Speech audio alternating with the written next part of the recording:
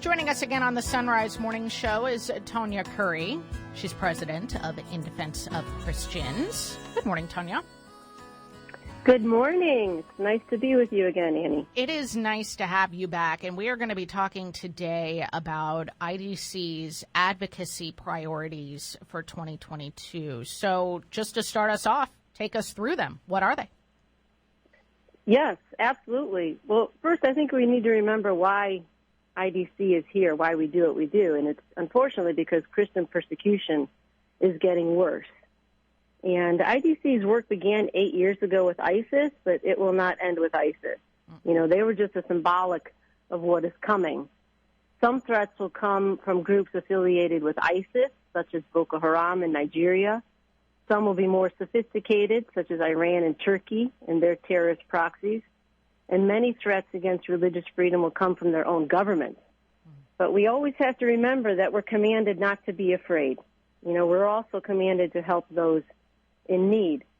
So we consider IDC as a sort of embassy of sorts in Washington, D.C. for all persecuted Christians, so they can have a voice in Washington. So IDC has 5 primary areas of priorities in 2022, and I'm not going to go into great detail for our lack of time, but the first one is with our core countries, Lebanon, Egypt, Armenia, Iraq, and Syria.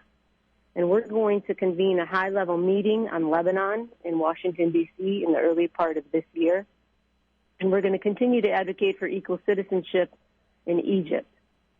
Our second area of priorities is countering Turkey, Iran, and extremist ideology. We're going to continue to raise awareness of risks posed by Turkey, Iran, and Sunni extremism, and propose lawfare and legislative initiatives.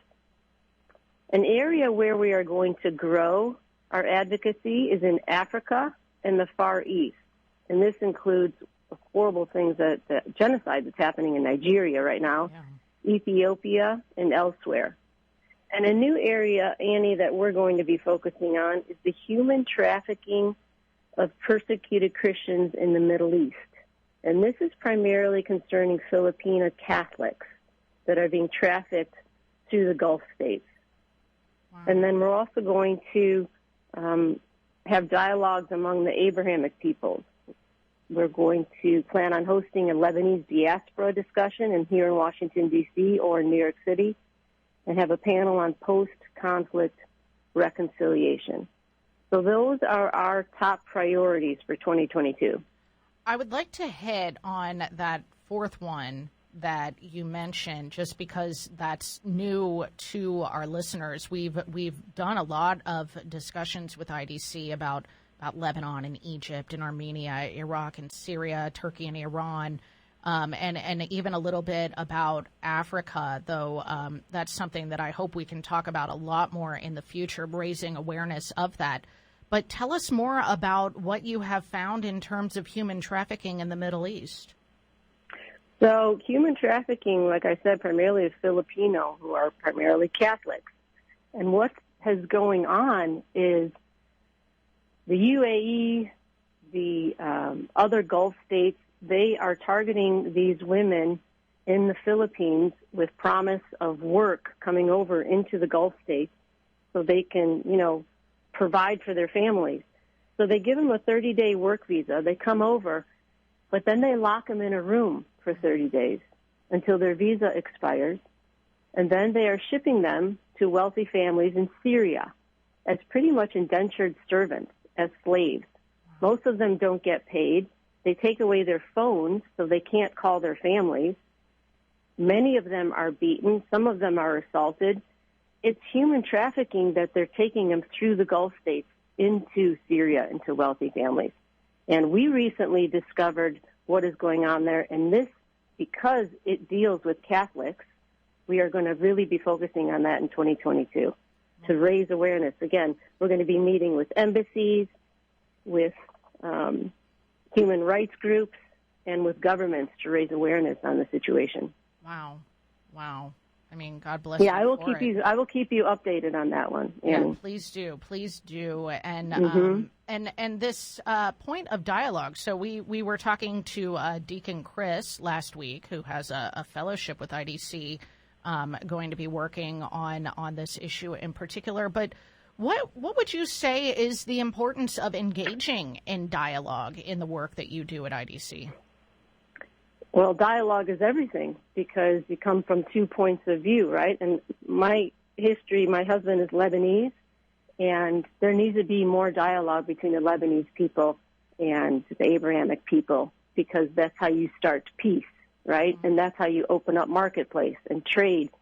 And they're desperate over there in that part of the Middle East to grow their economy, to get out of the situation that they're in, and that all starts with dialogue. So we're going to be doing that in Washington, D.C., or even New York City.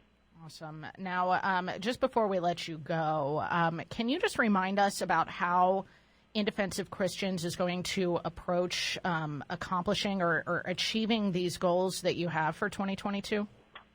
Yes. So we accomplish the things that we accomplish, our advocacy work, with a three-pronged approach. The first is direct advocacy in government. So this is otherwise known as lobbying. Yes. This is where we work with our partners in Congress and we advocate for targeted legislation and building consensus around strategic initiatives. We work with the White House and State Department to drive the implementation of foreign policy priorities. So that's the first prong. The second prong is educating the public. And we do this through various means: focused policy briefings, moderated panels, speaker events. We just recently had a board speaker series that I think a lot of our boards were on this show, talking about that, where they were able to really show their expertise on the issues that they care about. And then the third prong is media engagement. We regularly appear on national and international TV and radio, as well as publish foreign policy articles in national publications.